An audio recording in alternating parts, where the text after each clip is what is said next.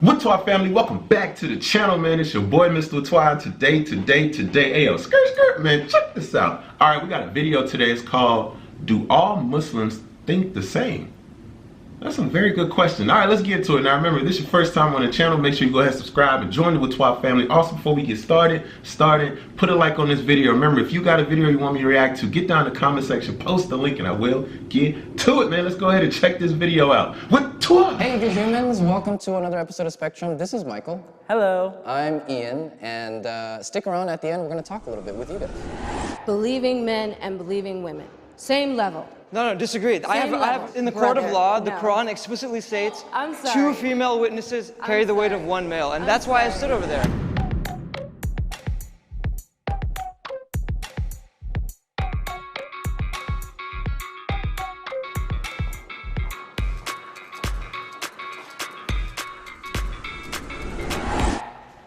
I pray 5 times a day. 3, 2, 1.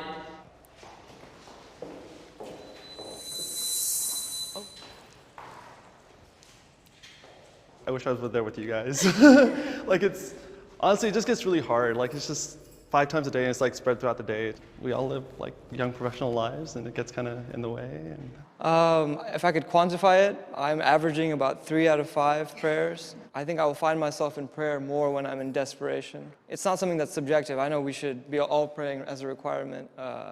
I just want to say it takes a lot of guts to be honest and say that. I honestly believe that if you feel it in your heart that you have a strong relationship with God, God will have mercy on you with whatever you're dealing with, so. Being on this line doesn't mean it's like a piece of cake Exactly. to do the 5 daily prayers. It is a struggle, it's a challenge. I was working in a corporate environment where I could not comfortably find a space, so I'd have to go pray in the car or in the parking lot. So it is a challenge, but yeah. Islam promotes violence. 3, 2, 1.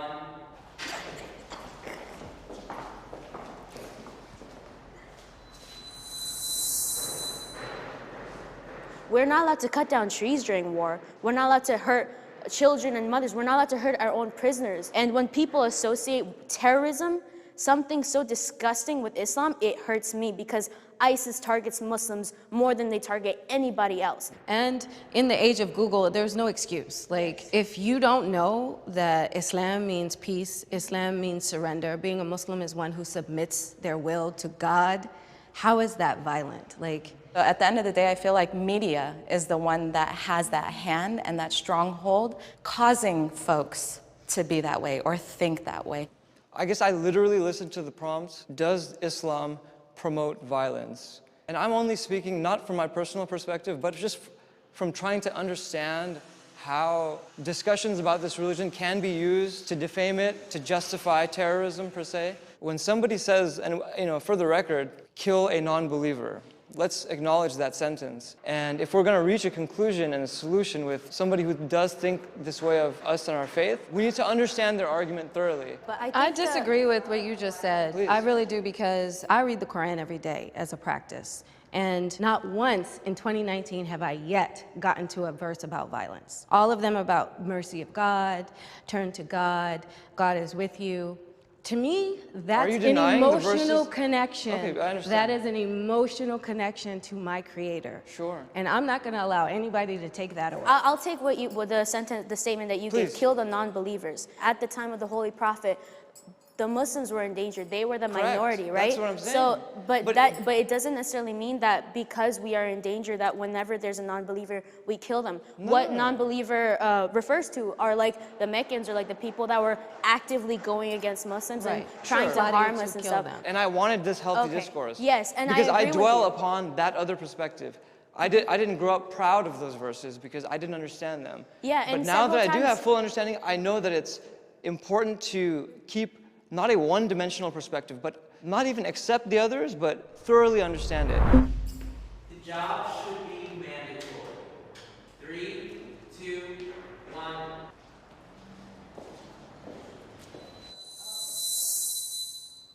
1. I have strong feelings.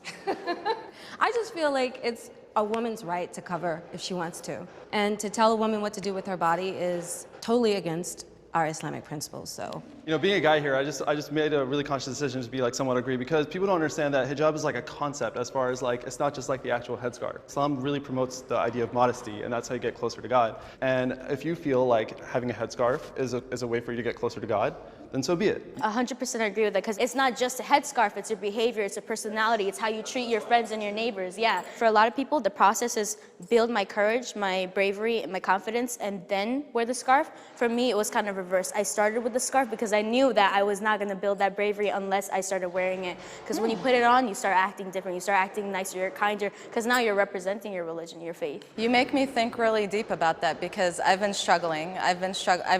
I wore it when I was about 15, I tried it out. But it's been a struggle because internally I want to be a better Muslimah, that I'm going to represent to society before my outer side represents Islam. I face discrimination for my religion. 3, 2, 1.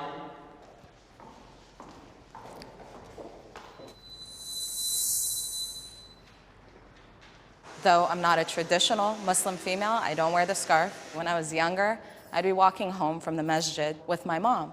She wears the hijab. This was before September 11th even happening. She would get teenagers in cars driving by, spitting on us, cursing at us. She would always say, just brush it off. When you show that you're a Muslim in any way, people kind of, like, you get those glances every so often. But what happened was that after like all this like election things happened, it's funny, people who you grew up with, people who you knew your entire lives are kind of looking at you a little differently. You know, so that kind of threw me off a little bit. I was like, wait a second, like, you know me. I didn't think this would be an issue, you know? I personally have not experienced explicit discrimination. I conveniently can shave my beard and try to compensate almost, and it's sad to admit, but I know it's not my job to create a comfort space for another person. However, I would say that if you do guys confront it explicitly, try to think of it as an opportunity to teach as opposed to reacting with emotion. I think it also depends on what the encounter is. Like, I had a beer bottle thrown at me after 9/11. I'm not gonna go confront that person and be like, hey, let's build bridges. Right. Like, it's not, no. But if there's someone who's got a little bit of an attitude or, you know, misconception, I'll work on that. Women are equal to men. 3, 2, 1.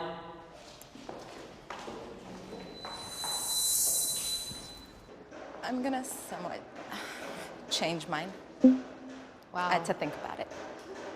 So the reason I stood on agree and not strongly agree is that my understanding of human beings is that that women and men in general have different roles. You know, men cannot bear children, women do. In Islam, there's no discriminatory thing. There's nothing that a man can do that a woman cannot.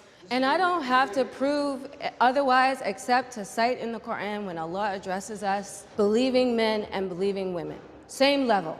No, disagree. I read the Quran. Verbatim. So you can't tell me. This, in the court of law, the no. Quran explicitly states I'm sorry. 2 female witnesses carry the weight sorry. of 1 male. And I'm that's why I sorry. stood over there. I personally feel, and if it were up to me, it would be 50-50. There is no discrimination on my personal bias, but why are you standing there? I'm acknowledging that the Quran prescribes something here, right? No. In Islam, we do get equal opportunities. Okay. Scientifically, no, we're not equal. Because men can do things physically that we can't do.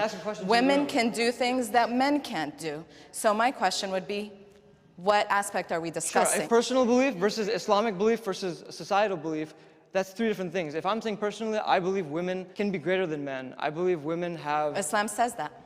However, can we acknowledge one thing? Islam promotes that completely, yeah. You can be Muslim and part of the LGBT community. 3, 2, 1.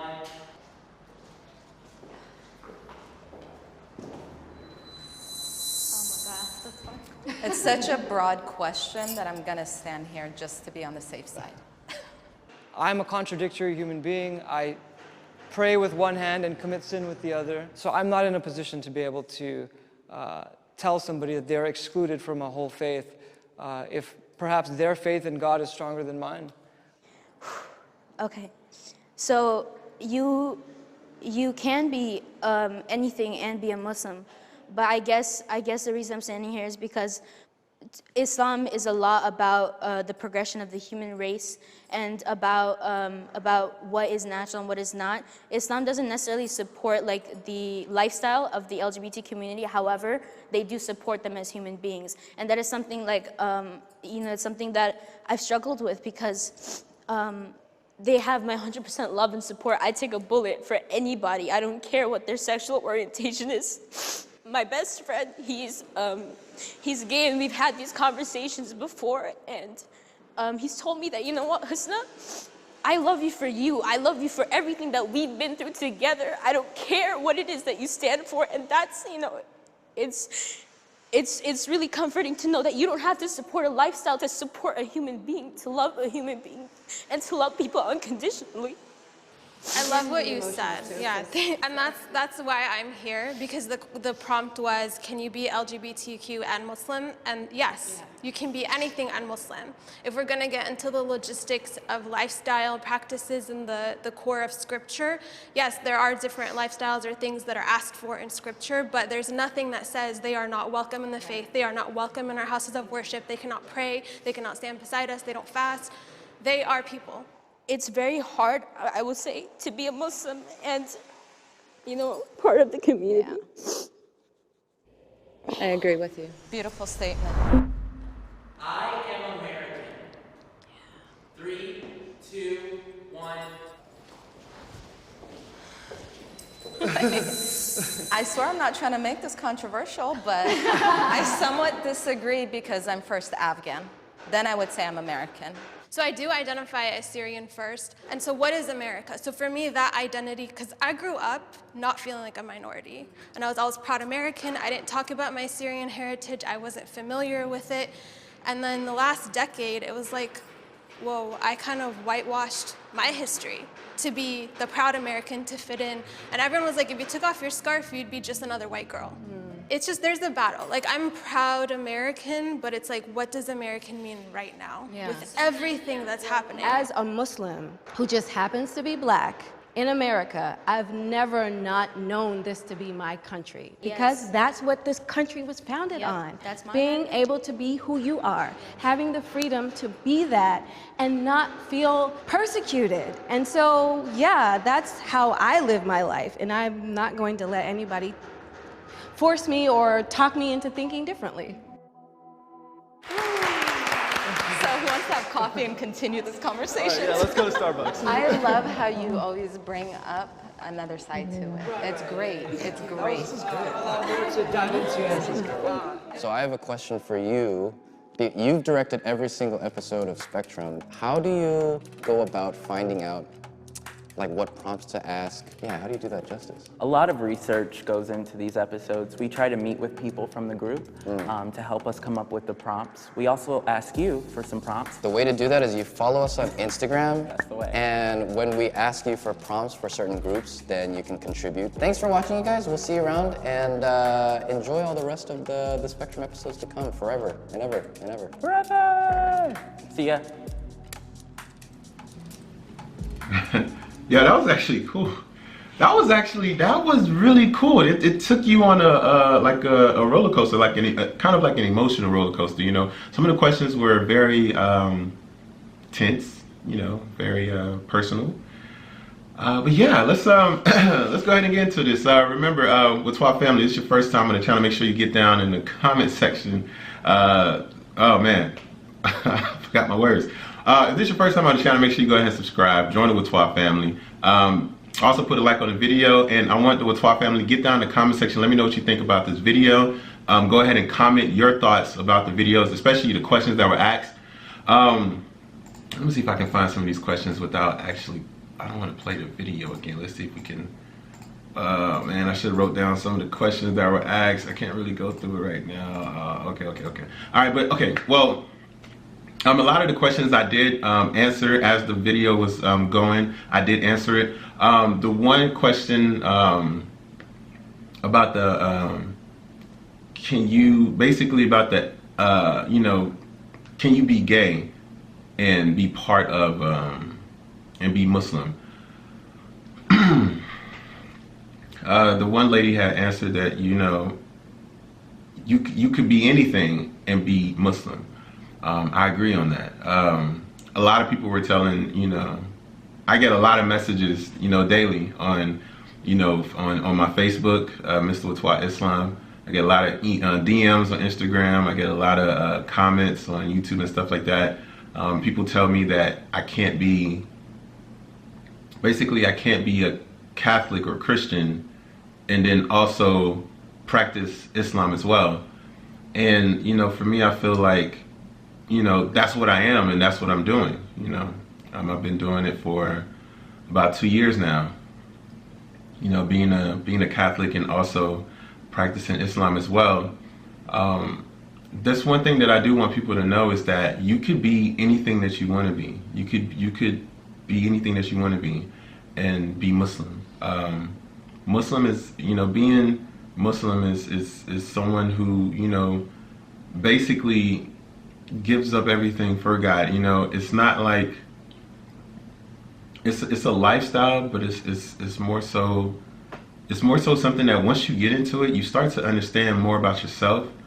Like the lady was saying, once she put on the hijab, she knew she was representing something. So representation is the key.